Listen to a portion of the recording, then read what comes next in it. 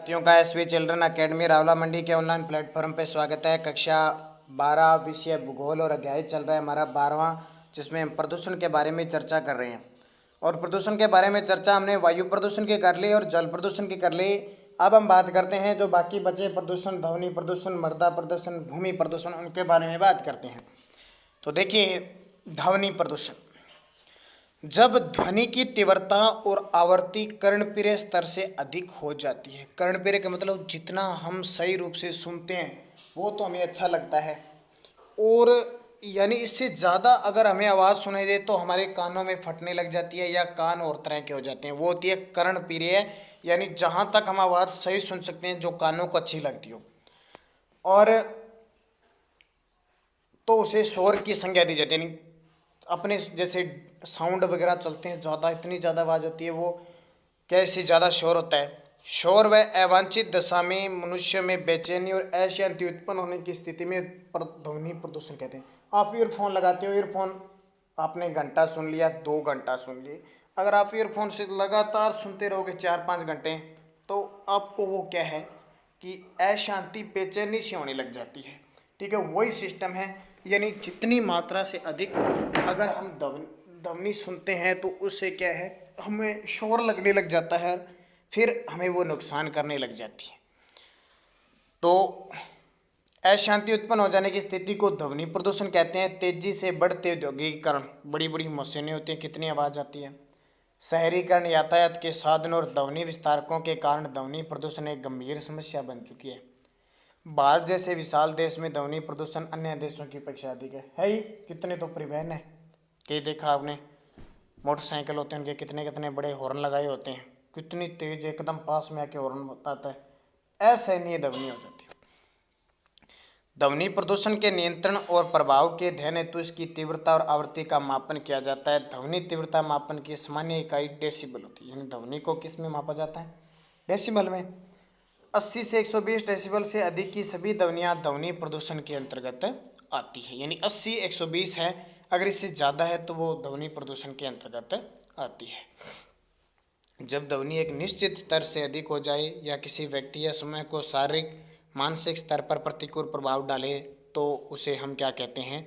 ध्वनि प्रदूषण कहते हैं। अब देखो, ध्वनि प्रदूषण के कारण क्या है?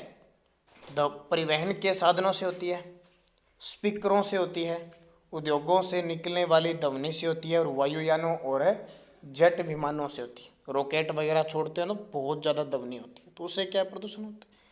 अब ध्वनि प्रदूषण कारण इससे होता है तो हानियाँ भी देखो। मानव में मस्तिष्क पर प्रतिकूल प्रभाव पड़ता है, जिससे मनुष्य में चिड़चिड़ापन, बहरापन, अत्यधिक उच्च ध्वनि से व्यक्ति के स्थायी रूप से श्रवण शक्ति है, यानी श्रवण में सुनने की शक्ति समाप्त हो जाती है, जिससे व्यक्ति पागल की तरह व्यवहार करने लग जाता है। कैसे? पागल की तरह। अब एक छोटा सा भूमि प्रदूषण। भूमि तो प्रदूषण होती है या नहीं होती? प्राकृतिक व मानवीय क्रियाओं से मिट्टी की गुणवत्ता में अहास को भूमि प्रदूषण कहा जाता है। मिट्टी में कमी हो जाती है किसी भी प्रकार की तो वो प्रदूषण कहलाती है। मृदा प्रदूषण से भूमि की उर्वरता में कमी आ जाती है। समस्त भूमंडल पर वासित जीवों पर इसका क्या पड़ता है? बुरा प्रभाव पड़ता है। भूमि प्रदूषण के प्रमुख कारण देखो। प्रदूषित जल से अत्यधिक रासायनिक खादों के प्रयोग से, औद्योगिक अपशिष्टों, नगरों महानगरों से निकलने वाले अपशिष्टों से। उदाहरण के लिए देखो, पंजाब में रासायनिक खादों के अत्यधिक प्रयोग के कारण भूमि प्रदूषण की समस्या वहाँ के निवासियों के सामने सबसे बड़ी चुनौती बनी। हालांकि फसल चावल वगैरह खूब होते हैं, लेकिन वो उर्वरक का इतना प्रयोग करते हैं कि आने वाले समय में उनके सामने चुनौती हो जाएगी। मिट्टी है वो नष्ट और उसकी उर्वरता है वो नष्ट हो रही है। इसी प्रकार चीन में तीव्र औद्योगिकरण के द्वारा वहाँ के जल स्रोत अधिक संख्या में प्रदूषित होने के कारण उसके आसपास की भूमि सर्वाधिक प्रभावित हुई है, जो मृदा प्रदूषण के रूप में देखा जा सकता है। अब मृदा प्रदूषण के नुकसान।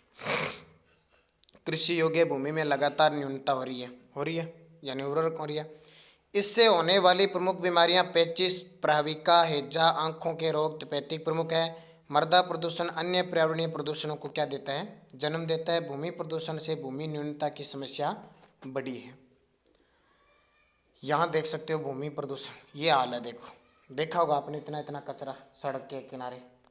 फिर देखो वायु प्रदूषण, और ये भट्टे देख लो, ये देख लो, ये तो वायु प्रदूषण हो गया। ये देखो हाल है कि नहीं है। अम्लीय वर्षा, एसिड रेन, वस्तुतः विभिन्न उद्योगों की विभिन्न उत्पादक क्रियाओं से निकले कार्बन डाइऑक्साइड CO2 जिसको कहते हैं, सल्फर डाइऑक्साइड तथा नाइट्रिक ऑक्साइड गैसें वायुमंडल में जल वाष्प और बारिश के पानी से मिलकर अम्लीय अवस्था में आ जाती है।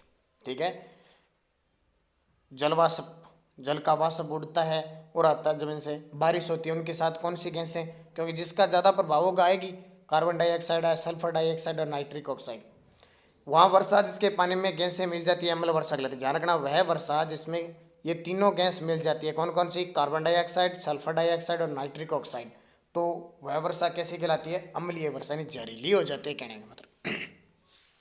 सामान्यतः वातावरण में 60 से 90% अम्लता H2SO4 के कारण, यानी सल्फर डाइऑक्साइड के कारण, और 30 से 40% ये नाइट्रोजन ऑक्साइड के कारण है होती है। अब देखो क्या बनता है, SO2 प्लस HO2 यानी H2SO4 सल्फ्यूरिक अम्ल, और NO2 प्लस H2O, और इससे बनता है HNO3 यानी नाइट्रिक अम्ल। अम्ल वर्षा से संबंधित जल का pH मान 5 से 2.5 के बीच हो जाता है। pH का तटस्थ मान 7 होता है। इससे कम मान अम्लता तथा अधिक मान क्षारीयता का प्रतीक है। अम्लीय वर्षा में हाइड्रोजन आयनों का स्तर क्या हो जाता है, ऊंचा हो जाता है। अब देखिए अम्लीय वर्षा के कारण। अम्लीय वर्षा का प्रमुख कारण है NO2, SO2, NO और CO2। अभी मैंने बात की थी। सल्फर डाइऑक्साइड रासायनिक अभिक्रिया द्वारा H2SO4 का निर्माण करती है।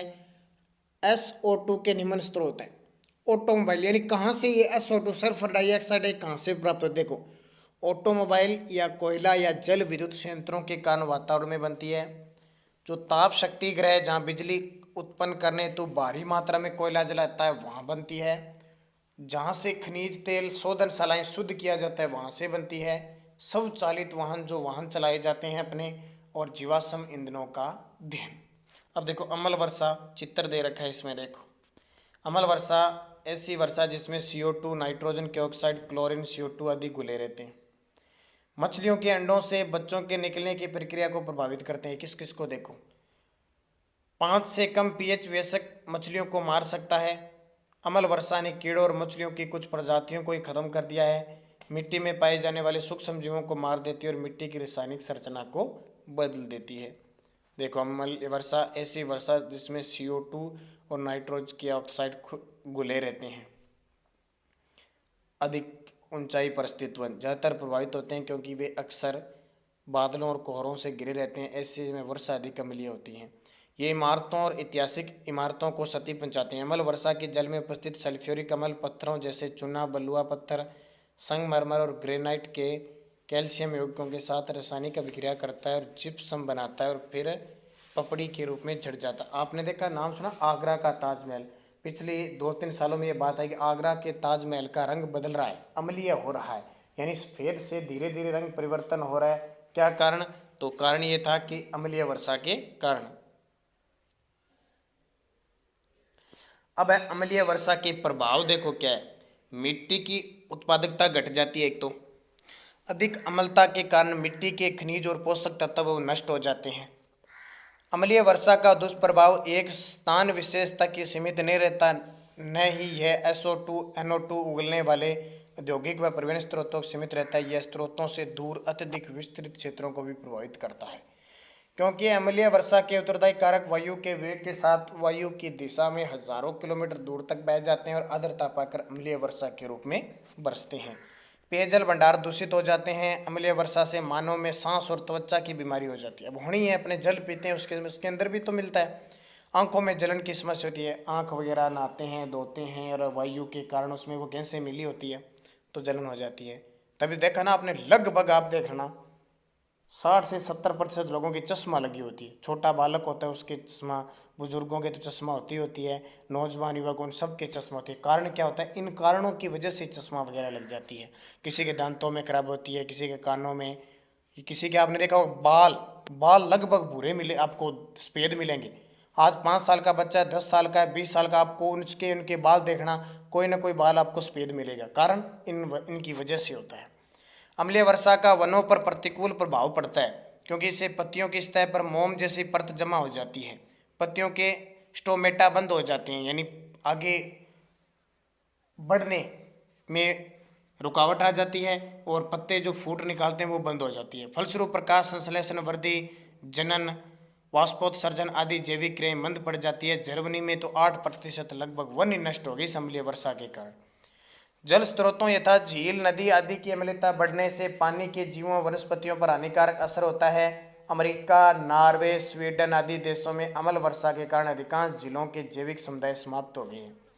अम्ल वर्षा से मृदा की अम्लता बढ़ जाती है, जिससे पादप और जंतु जगत को क्या होती है, हानि होती है, जैविक प्रक्रियाओं का अवनयन हो जाता है।